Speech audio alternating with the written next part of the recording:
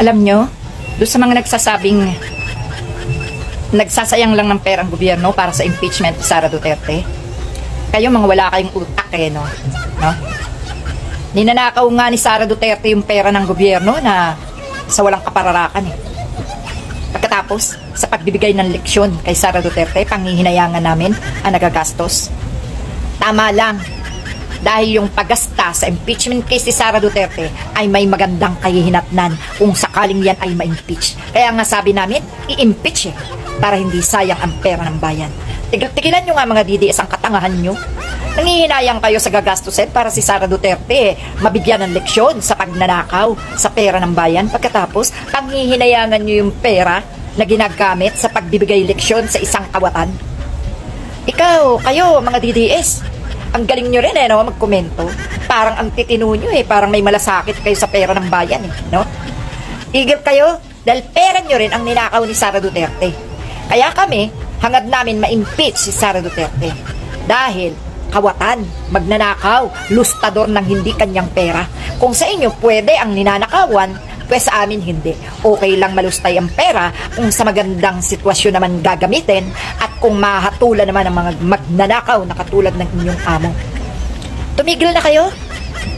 Dapat hindi ang gobyerno ang pinagsasabihan nyo na nagsasayang ng effort at ng pera para sa impeachment. Sasabihin nyo, ang daming problemang dapat unahin. Tama?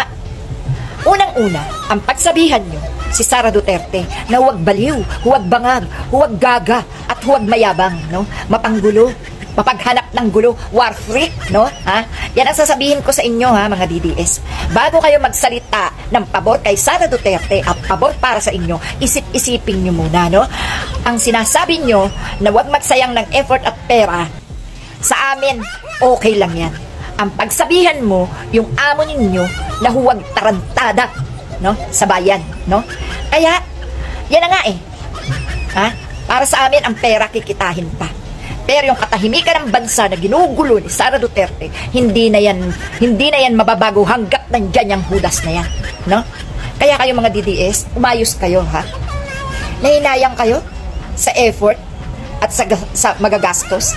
Hindi kayo nahihinayang na ang bansay binababoy, ang bansay binabalahura, ang bansay ipinahihiya, ang bansay ninanakawan, at pati buhay ng mamamayan ay ninanakaw. Kayo mga DDS, baluktot talaga yung mga utak nyo no? Dapat, kapag nag-renew na ng sitwasyon ng Pilipinas, i-renew nyo na rin yung mga utak nyo para matauhan kayo, no? Ha? Bakit? Sa akala nyo ba, kikilalanin pa kayo ni Sara Duterte? Ha? Kapag nakuha niya ang gusto niya, kawawa naman kayo. Umaasa kayo sa wala, no? Yan sina Ronald Bato, yan sina Bongo, hahabulin nila ang pagpapauwi kay Duterte. Huwag na kayo umasa. Dahil pati yan si Sara Duterte, mapupunta na yan sa dahi, no? Kaya kayong mga DDS na walang naiintindihan, no? Gusto nyo unahin ang sitwasyon ng ang ibang problema ng bansa? Kung hindi ginugulo ng punyetang yan, no, ng idolo nyong hudasa, hindi sana magkakaroon ng problema at mauuna na lutasin ang ibang problema. Pinupad na nga ni Marcos yung kanyang 20 pesos na bigas na pangako Anong ginawa ni Sara Duterte? Ginugulo, di ba? Sinisira, di ba? Ha? Hanapin nyo yung pangako ng isa. Yung inyong idolo, taga-distract, taga-wasak, taga-sira ng mga diskarte ni Bongbong Marcos. Kayo-kayong bumoto dyan ano? Sandamakma kayong tanga? Ha? Sandamakma kayong bobo? No? Ibinoto nyo si Marcos dahil sabi nyo may pangakong 20 pesos na bigas. Alam nyo ba noong mag-eleksyon 2022 kung ano ang pinag-usapan niyang dalawang amon nyo? Usapan nila, hati sila sa posisyon bilang presidente.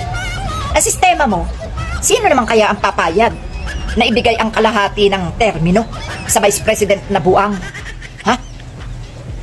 Aba, kaya nga kami natuwa kay BBM kahit hindi kami bumoto dyan. Kasi, pinanindigan niyang pagiging presidente niya at hindi siya nagpauto sa lukalukan yung amo. No? Kayo nga, umayos-ayos kayo mga DDS. Kayo ang bumoto bilang mga unit team. No? Ang sistema nyo, tanga kayo. No? Hindi nyo inalagaan. Imbis na pinagsabihan nyo ang amo nyo na huwag awayin ang presidenteng nyo, kinonsenting nyo pa.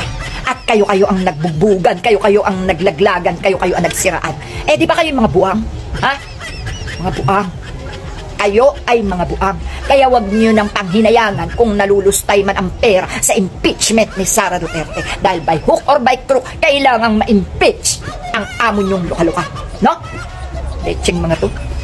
Araw-araw na lang sasabihin nyo, unahin ang ibang problema ng bansa.